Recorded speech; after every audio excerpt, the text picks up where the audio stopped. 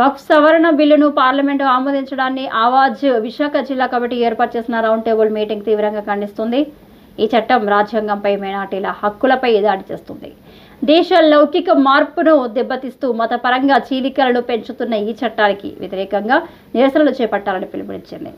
ఈ round table సమావేశానికి ఆవాజ్ జిల్లా ప్రధాన కార్యదర్శి ఏఏ ఆఫ్రజ్ అధ్యక్షత వహించగా ఇందులో ముస్లిం సంఘాల పెద్దలు, మసీద్ పెద్దలైన మున్నీరు అహ్మద్ ఖాన్, అబీద్ బేగం, ఎదీన్ మునీషాలతో పాటు సిపిఐఎం జిల్లా కార్యదర్శి ఎం జగ్గునాయుడు, 78వ వార్డు corporator doctor B Gangarao, CITU జిల్లా ప్రధాన కార్యదర్శి ఆర్కేఎస్వి కుమార్లు పాల్గొని తమ అభిప్రాయాలను వెల్లడించారు.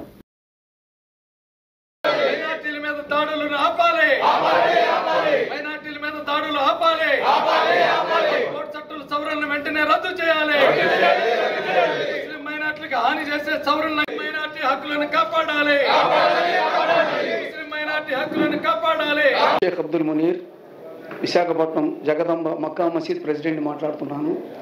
ఈరోజు ఆవాస్ కమిటీ ఆధ్వర్యంలో ఏదైతే ఈ ముస్లిమ్స్ చట్టానికి వ్యతిరేకంగా వక్ఫ్ చట్టానికి వ్యతిరేకంగా అమర్చిన ఈ కార్యక్రమంలో నేను పాల్గొనడం అది నా అదృష్టం. ప్రెస్ మీడియా వారికి అందరికీ నా హృదయపూర్వక నమస్కారాలు. ఈ మెసేజ్ ఏంటంటే మొత్తం ఎంత జనాలకి వెళ్తే అంత మంచిదని రిప్రజెంటేషన్ చేయాలని కోరుకుంటున్నాం. ఈరోజు జరిగిన ఈ అన్యాయం ఏంటంటే ఈ మైనారిటీస్ మీద ఉక్కుపాతం వేద్దామని వీళ్ళు నిర్ణయించుకున్నారు. మైనారిటీస్ ఎంతమంది ఉన్నారనేది ఈ దేశంలో వాళ్ళకి అర్థం కావట్లేదు.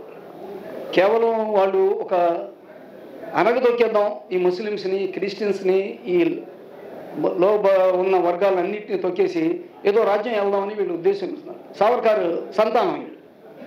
ఎందుకంటే గాంధీ దోషి, సావర్కర్ నిర్దోషి, అలాంటిదే అనమాట.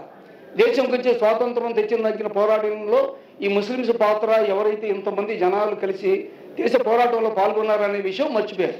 మాజీ వక్ఫ్ బోర్డు సభ్యురాలని విశాఖపట్నం జిల్లాకు చేశాను. ముఖ్యంగా నేను ఒక్కటే తెలియజేయాలని అనుకుంటున్నాను. భారతదేశంలో ముస్లింలే కాదు అన్ని మతాల వారు కూడా వక్ఫ్ బోర్డు బిల్లు రద్దు చేయండి అని చెప్పి మీరు చూసుకోండి, తమిళనాడులో డిఎంకే చేయలేదా, మమతా బెనర్జీ చేయలేదా, అందరూ కూడా ఈరోజు సుప్రీంకోర్టులో కూడా వేశారు ముస్లింకి అన్యాయం జరిగింది అని చెప్పినా కూడా ఆపోజిషన్గా ఒక కమిటీ వేశారు.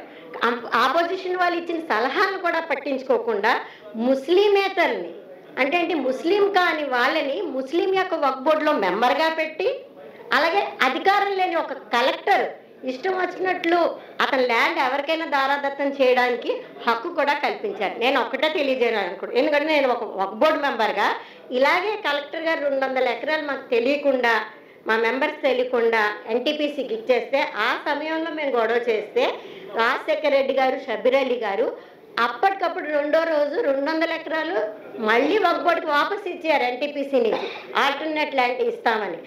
ఏమైనా వక్ఫ్ బోర్డు ల్యాండ్ ఏంటంటే గవర్నమెంట్ ప్రభుత్వంది కాదు, ఇది ప్రజలందరూ ముఖ్యంగా తెలుసుకోవాలి. వక్ఫ్ బోర్డు అంటే ఏంటి మీనింగ్? పూర్వం మన పెద్దలు, మన జమీందారులు వాళ్ళు వాళ్ళకి ఆస్తిని, ప్రజల ఆస్తిని వక్ఫ్ చేశారు, అంటే అల్లా పేరుతో దానం చేశారు. అలా ఉన్నాయండి ప్రాపర్టీలు. గవర్నమెంట్ వారు కూడా అంటున్నారు రైల్వేలు ఆస్తులు ఉన్నాయి, డిఫెన్స్ ఆస్తులు ఉన్నాయి, వక్ఫ్ బోర్డులు ఆస్తులు ఉన్నాయి. కానీ ఆస్తులున్న సుఖమేనండి. స్వాతంత్రం వచ్చిన 47 నుంచి ఇప్పటి వరకు ముస్లింలు పేదరికంలోనే బతుకుతారు. ఇన్ని ఆస్తులు ఉన్నా ఎస్సీ ఎస్టీ కన్నా చాలా అద్భుతంలో బతుకుతారు. మన సదార్ కమిటీ కానీ కృష్ణ కమిటీ కానీ ఏం చెప్తుందంటే ముస్లింలు చాలా అద్భుతంగా బతుకుతున్నారని చెప్పారు. కానీ ప్రభుత్వాలు స్టేట్ ప్రభుత్వం కానీ సెంట్రల్ ప్రభుత్వం కానీ మైనార్టీల అభివృద్ధికి ఆర్థికంగా కానీ రాజకీయంగా కానీ విద్యాపరంగా కానీ అభివృద్ధి చేద్దామనే ఉద్దేశం లేదు. ఏ విధంగా అయినా సరే మన వక్ఫ్ బోర్డు దోచుకున్నారు, ఆస్తులు చూస్తున్నారు. మన సుప్రీంకోర్టు వారు ఈ వక్ఫ్ బోర్డు బిల్లు 2025 కొట్టేసి మామూలుగా అప్పచెప్పాలని కోరుతున్నాము. ఆవాజ్ విశాఖపట్నం జిల్లా కమిటీ సెక్రటరీ. ఈరోజు వక్ఫ్ చట్టం 2025 అమెండ్మెంట్ చేసింది మోదీ గవర్నమెంట్. అది కేవలం వక్ఫ్లో ఉన్నటువంటి ఆస్తులన్నీ, ఇప్పటివరకు అన్యాక్రాంతమైనటువంటి ఆస్తులన్నీ రెగ్యులరైజ్ చేసి వక్ఫ్లో తీసుకురావడానికి కాదు, అది అన్యాక్రాంతమైనటువంటి ఆస్తులన్నీ వాళ్ళకి దారాదత్తం చేయడానికి ఈ పన్నాగం పండిందండి. ఇందులో చాలా అంశాలు ముస్లిం సమాజానికి, ముస్లింల యొక్క దీనికి విరుద్ధంగా ఉన్నాయి. ఈరోజు ఏదైనా వక్ఫ్ ఆస్తి మీద డిస్ప్యూట్ ఏమైనా ఉంటే అది ఒక ట్రిబ్యునల్కి హక్కు ఉండేది, దాన్ని డిసైడ్ చేసేది.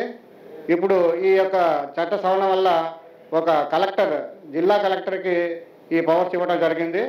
జిల్లా కలెక్టర్ కేవలం ప్రభుత్వం ఏం చెప్తే అది వింటారైనా, అతను ఒక ఉద్యోగి కాబట్టి ఇది మాకు నమ్మకం లేదు. రెండోది, రాష్ట్రాలకు ఉన్నటువంటి హక్కుల్ని కూడా హరించిందండి. సెంట్రలైజ్డ్ మానిటరీ సిస్టమ్ తీసుకొని వాళ్ళ ఆడిట్ కూడా సెంట్రలైజ్గా ఈ వక్ఫ్ ఆస్తుల మీద ఆడిటింగ్ చేస్తుంది. మన రాజ్యాంగానికి విరుద్ధం అన్నమాట ఇది. తర్వాత ఈ వక్ఫ్ బోర్డులో ముస్లిమేతరులను కూడా ఇంజెక్ట్ చేయడానికి ఈ యాక్ట్ అమెండ్ చేయడం జరిగింది. సర్కారు వక్ఫ్ బోర్డు చట్టాన్ని సవరణ చేసి ఈ దేశంలో తీవ్రమైనటువంటి మత ఉద్రేక్తతల్ని రెచ్చగొట్టి ఒక ప్రమాదకరమైనటువంటి వైపు ఈ దేశాన్ని తీసుకెళ్లటం కోసం బీజేపీ ఆర్ఎస్ఎస్ శక్తులు తీవ్ర ప్రయత్నం చేస్తూ ఉన్నాయి. ఈ వక్ఫ్ బోర్డు చట్టం ముస్లింలకు మేలు చేస్తుంది, ఇప్పటి వరకు ఈ భూములన్నీ కూడా ఆస్తుల కబ్జా అవుతున్నారనేటువంటి దుష్ప్రచారం చేసి ఇప్పుడు బీజేపీ ఆర్ఎస్ఎస్ ఈ దర్గాలు కానీ మసీదు కానీ కబ్రస్థాన్లు ఈ భూములన్నిటినీ తీవ్రమైనటువంటి వివాదాల్లో తీసుకొచ్చి కబ్జా చేయటం కోసం తీవ్ర ప్రయత్నాలు చేస్తుంది. అందుకోసమే ఈ ప్రయత్నాలన్నీ చేస్తున్నారని మేము భావిస్తూ ఉన్నాం. ఇప్పటికే రాష్ట్రంలో ఉండేటటువంటి కూటమి ప్రభుత్వం వక్ఫ్ బోర్డు ద్వారా ఈ భూములన్నిటిని కూడా పబ్లిక్ ప్రైవేట్ పార్టిసిపేషన్ కింద బడా సంస్థలకు ఇవ్వాలని నోటిఫికేషన్ ఇచ్చింది. తీవ్రమైనటువంటి వ్యతిరేకతతోటి తాత్కాలికంగా వెనక్కి తెలియారు. ఇప్పుడు ఈ సమాజంలో హిందూ, ముస్లిం, క్రిస్టియన్స్ విడగొట్టడం తీవ్ర ప్రయత్నం చేస్తున్నారు. ఇవన్నీ ఎందుకు చేస్తున్నారంటే ముస్లింలు ఈ దేశస్తులు కాదు, వీళ్ళు వెళ్ళిపోవాలనేటువంటి దుష్ప్రచారం ఎందుకు చేస్తున్నారంటే ఈ దేశంలో హిందువులు ప్రజానీకం ఈ దేశం యొక్క ఆస్తులన్నింటిని కూడా అదానీ, అంబానీ లాంటివి లూటీ పెడుతూ ఉన్నారు. నిరక్షరాస్యత బాగా పెరిగింది, నిరుద్యోగం తీవ్రంగా పెరిగింది, ప్రజల మధ్య అంతరాలు తీవ్రంగా పెరిగినాయి. విచ్చలవిడిగా దోపిడీ పెంచడం కోసమే ఈ విధంగా చేస్తుంది. కానీ ముస్లింల మీద వేధించడమే కాదు, హిందువుల్ని తీవ్రంగా దెబ్బతీస్తుంది బీజేపీ. వాళ్ళ కార్మిక చట్టాలని మార్చేశారు. అలాగే విశాఖపట్నం స్టీల్ ప్లాంట్ అన్ని ప్రభుత్వ రంగ సంస్థలు అమ్మేస్తూ ఉన్నారు. అటవీ సంపద అంతా కూడా అమ్మేస్తున్నారు.